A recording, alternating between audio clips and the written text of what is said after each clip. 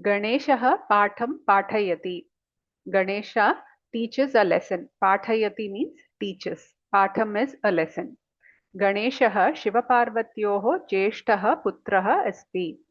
Ganesha is, Asti means is the eldest son. Jeshtah Putraha, the eldest son of Shiva Parvati. Of Shiva Parvati is indicated by Shiva Parvatyoho.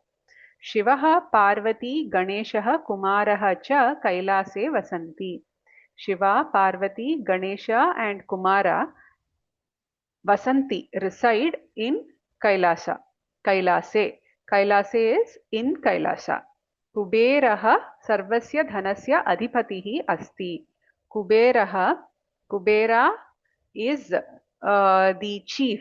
Adhipatihi. Adhipatihi means the chief of all wealth. Of all wealth is sarvasya dhanasya. परन्तु कुबेरः विस्मृतवान् यत् सर्वं धनं शिवस्य एव इति. परन्तु बट कुबेरः विस्मृतवान्. विस्मृतवान् means forgot. Kubera forgot yat that sarvam dhanam, all the wealth, shivasya eva iti, is Shiva's only, or belongs to Shiva. So Shivasya eva iti. Eva is only. Shivasya means of Shiva. So all the wealth belongs to Shiva. Tasmat Kuberaya Garvam Abhavat. Tasmat, therefore, Kuberaya Garvam Abhavat. So Kubera developed, Abhavat developed pride, Garvam. So pride was developed. Kuberasya Nagaram Alakapuri. So Kubera's city, Kuberasya Nagaram, Kubera's city is Alakapuri. Tatra saha ekam sundaram prasadam nirmitavan. Tatra, there, saha, he here refers to Kubera. So tatra Kuberaha ekam sundaram prasadam. Prasadam is palace. Nirmitavan, constructed. So he constructed a beautiful palace in Alakapuri. Saha Kailasam Gatva Shivam Anamat. Saha, again, it refers to Kubera. So Kailasam Gatva. Gatva, having gone to Kailasam. Anamat. Anamat means he performed namaskara to Shiva. Shivam Anamat. Saha Shivam Garvena Uktavan. Saha, he, Garvena, with pride, he said, Uktavan. To whom? To Shiva. So Shivam Garvena Uktavan. Mahaprabho, Kripaya mama grihapraveshaya parivarena saha agachatu iti. So he said, O Mahaprabhu, Kripaya, please, mama grihapraveshaya, for my grihapravesha, for my housewarming ceremony, parivarena saha, along with family, agachatu. Please come. So Kripaya agachatu. So please come. Iti. Thus he spoke to Lord Shiva. Shivaha Kuberam avadat. So Shiva said or told to Kubera. Avadat means told. Aham swalpaha vyasthaha asmi. Aham, I am a little busy. Swalpaha, a little. Vyasthaha. Vyasthaha means busy. Aham swalpaha vyasthaha asmi. तस्मात् मम ज्येष्ठः पुत्रः त्वया सह आगमिष्यति इति. तस्मात्, therefore, मम ज्येष्ठः पुत्रः, therefore my eldest son. Mama is my, ज्येष्ठः पुत्रः is the eldest son. त्वया सह, along with you, आगमिष्यति, will come.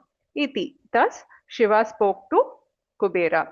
गणेशः कुबेरेण सह अलकापुरीम् अगच्छत्. So Ganesha Kuberena saha, along with Kubera, Alakapurim agachat, went to Alakapuri. Alakapurim prapya Ganeshah Kuberaya akathayat. Alakapurim prapya means having reached Alakapuri, Ganesha Kuberaya, to Kubera akathayat, told. He told him, he said, Mama bhubuksha bhavati. I am feeling very hungry. So bhavati, I am feeling very hungry. Bhubuksha bhavati. Mama bhubuksha bhavati is I am feeling very hungry. Ativa bhubuksha bhavati. I am feeling extremely hungry. So there's a lot of hunger. Kuberaha Ganesham Bhojanalayam Neetavan. Kubera Neetavan took Ganesha to the Bhojanalaya. Bhojanalaya is the dining hall. Tatra Ganeshasya Purataha Eka Vishala Sthalika Sthapitavan. Tatra there Ganeshasya Purataha. Purataha is in front. Ganeshasya of Ganesha. So in front of Ganesha, he placed. Sthapitavan means he placed. And what did he place? Eka Vishala Sthalika. Sthalika means plate. Vishala is big. So he placed a big plate in front of Lord Ganesha. Tasyam sthalikayam bahuvidhaha bhojanapadarthaha asan. In that plate, tasyam sthalikayam, in that plate, bahuvidaha bhojana padarthaha asan. There were asan, bahuvidaha bhojana padarthaha. Bahuvidaha refers to different kinds of bhojana padarthaha are the different eatables. So there are different kinds of dishes present on the in the plate. एकस्मिन् क्षणे एव गणेशः सर्वान् भोजनपदार्थान् खादितवान्. एकस्मिन् क्षणे एव. Within an instant. एकस्मिन् क्षणे is within an instant. Eva is only. So only within an instant, Ganeshah sarvan bhojana padarthan khaditavan. Ganeshah khaditavan. Ganesha ate. What did he eat? Sarvan bhojana padarthan. He finished eating all the dishes. So sarvan bhojana padarthan refers to all the dishes. Punaha saha ratanam kurvan avadat. Mama bhubuksha bhavati ativa bhubuksha bhavati iti. So punaha again saha Ganesha. So saha here, saha means he, and the he here refers to Ganesha. Ratanam kurvan, crying out aloud. Crying out, he was telling, avadat, he told, Mama bhubuksha bhavati, I am hungry. Ativa bhubuksha bhavati, I am very, very hungry. Iti Ganesha avadat. Punaha punaha sarvan bhojana padarthan khaditavan parantu saha bubukshaya piditaha. Punaha punaha again and again sarvan bhojana padarthan khaditavan. Khaditavan ate all the eatables. Sarvan bhojana padarthan. He ate all the dishes. Parantu but saha bubukshaya piditaha. Saha piditaha. He was afflicted. Piditaha means he was afflicted by what? By bhubuksha. By bhubukshaya means by hunger. So he was still afflicted by a lot of hunger. Uchchaihi ratanam kritavan. Uchchaihi, loudly, ratanam kritavan. He was crying out loudly, ratanam kritavan. Tada Kuberaha bhitavan. Tada, then Kuberaha bhitavan. Bhitavan means Kubera got very scared. Kuberaha vegena kailasam dhavitva shivasya purataha lajjaya sthitavan. Kuberaha vegena, very swiftly. Kailasam dhavitva. Dhavitva is having having run to Kailasam. So Kubera ran to Kailasa. Shivasya Purataha. Purataha means in front of who? Of Shiva. So of Shiva is Shivasya. So Shivasya Purataha means in front of Shiva. Lajjaya Sthitavan. So Lajjaya by shame. He was or with shame. With shame he stood there. Sitavan is stood. So he went very quickly to Kailasa. He ran to Kailasa and stood in front of Shiva with a great amount of shame. Saha Uktavan. He told, Mahaprabho Mam Kshamasva. O Mahaprabhu, Kshamasva. Kshamasva means please forgive. Mam, me. So please forgive me. Aham Moodaha Asmi. Aham, I. Moodaha Asmi. I am a fool. Moodaha is a fool. So aham asmi moodaha. Bhavan eva jagannathaha. Bhavan, you only. Eva is only. You are the one and only Jagannathaha. That is, Jagannathaha is the ruler of this entire cosmos. Sarva sampatyah bhavatah eva santi. Sarva sampatyah. All the wealth bhavatah eva santi belongs to you only. Bhavatah is yours. Bhavatah means is yours only. Okay. Ganeshah uchchaihi ratanam karoti. Ganesha uchchaihi loudly ratanam karoti. He is crying loudly. So he is crying loudly. So that loud crying is ratanam karoti. Tasya bhubuksham nivarayitum aham asamarthah abhavam. Tasya bhubuksham, his hunger, nivarayitum, to appease or to satisfy his hunger, aham, I, asamarthah abhavam. I was unable to satisfy his hunger, or I have been unsuccessful in satisfying his hunger. Asamarthaha means incapable. Okay. So Kubera tells Shiva, I was incapable of satisfying his hunger. Kripaya maya saha alakapurim bhavan agachatu iti. Kripaya, please, maya saha, along with me, alakapurim, to Alakapuri, bhavan agachatu. You please come. Agachatu means come. So bhavan is you. Agachatu. So please you come along with me to Alakapuri. Kubera is beseeching Lord Shiva. Shivaha kuberena saha Alakapurim gatavan. Shiva kuberena saha, along with Kubera, Alakapurim gatavan. Gatavan went to Alakapuri. Shivaha Ganeshasya Samipe Gatva. Shiva Ganeshasya Samipe Gatva. Shiva having gone near Ganesha. Gatva having gone Ganeshasya Samipe, near Ganesha.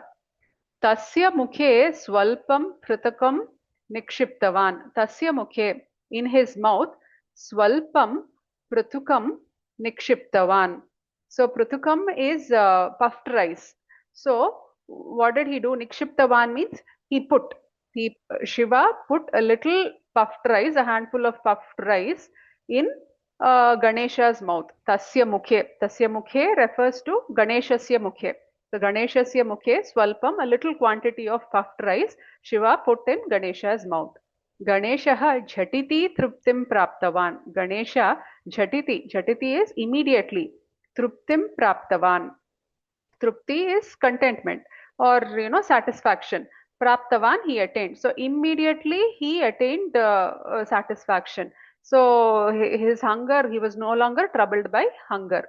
So he said, Truptosmi iti anandena uktavan. Then he said, Truptosmi, I am completely content. So he said, Anandena, with a lot of joy. He said, Uktavan, he told, Truptosmi. Kuberaha vinayena shivam ganesham cha anamat. Kubera vinayena, with a lot of humility. Vinayena is with humility. Shivam ganesham cha anamat. Anamat is did namaskaram to Shiva and Ganesha with humility. Vinayena. Shivaha Ganeshaha cha santoshena kuberaya ashirvadam dattavanto. Shiva Ganesha. Shivaha Ganeshaha cha. So Shiva and Ganesha santoshena, with great joy, Kuberaya ashirvadam dattavanto, gave ashirvada, their blessing, to Kubera. Kuberaya is to Kubera. Let us now read the story once again. Ganeshaha patam patayati. Ganeshaha Shivaparvatyoho cheshtaha putraha asti. Shivaha Parvati Ganeshah Kumarah cha Kailase vasanti. Kuberah sarvasya dhanasya adhipatihi asti. Parantu Kuberah visprutavan yat sarvam dhanam Shivasya eva iti. Tasmat Kuberaya garvam abhavat. Kuberasya nagaram Alakapuri. तत्र सः एकं सुन्दरं प्रासादं निर्मितवान्। सः कैलासं गत्वा शिवम् अनमत्। सः शिवं गर्वेण उक्तवान्, महाप्रभो, कृपया मम गृहप्रवेशाय परिवारेण सह आगच्छतु इति। शिवः कुबेरम् अवदत्, अहं स्वल्पः व्यस्तः अस्मि, तस्मात् मम ज्येष्ठः पुत्रः त्वया सह आगमिष्यति इति। कुबेरेण सह गणेशः कुबेरेण सह अलकापुरीम् अगच्छत्। अलकापुरीं प्राप्य गणेशः कुबेराय अकथयत्, मम बुभुक्षा भवति, अतीव बुभुक्षा भवति इति। कुबेरः गणेशं भोजनालयं नीतवान्। तत्र गणेशस्य पुरतः एका विशाला स्थालिका स्थापितवान्। तस्यां स्थालिकायां बहुविधाः भोजनपदार्थाः आसन्। एकस्मिन् क्षणे एव गणेशः सर्वान् भोजनपदार्थान् खादितवान्। पुनः सः रटनं कुर्वन् अवदत्, मम बुभुक्षा भवति, अतीव बुभुक्षा भवति इति। पुनः पुनः सर्वान् भोजनपदार्थान् खादितवान्, परन्तु सः बुभुक्षया पीडितः। उच्चैः रटनं कृतवान्। तदा कुबेरः भीतवान्। कुबेरः वेगेन कैलासं धावित्वा शिवस्य पुरतः लज्जया स्थितवान्। सः उक्तवान्, महाप्रभो, मां क्षमस्व, अहं मूढः अस्मि, भवानेव जगन्नाथः, सर्वसम्पत्त्यः भवतः एव सन्ति। गणेशः उच्चैः रटनं करोति। तस्य बुभुक्षां निवारयितुम् अहम् असमर्थः अभवम्। कृपया मया सह अलकापुरीं भवान् आगच्छतु इति। शिवः कुबेरेण सह अलकापुरीं गतवान्। शिवः गणेशस्य समीपे गत्वा तस्य मुखे स्वल्पं पृथुकं निक्षिप्तवान्। गणेशः झटिति तृप्तिं प्राप्तवान्। तृप्तोऽस्मि इति आनन्देन उक्तवान्। कुबेरः विनयेन शिवं गणेशं च अनमत्। शिवः गणेशः च सन्तोषेण कुबेराय आशीर्वादं दत्तवन्तौ।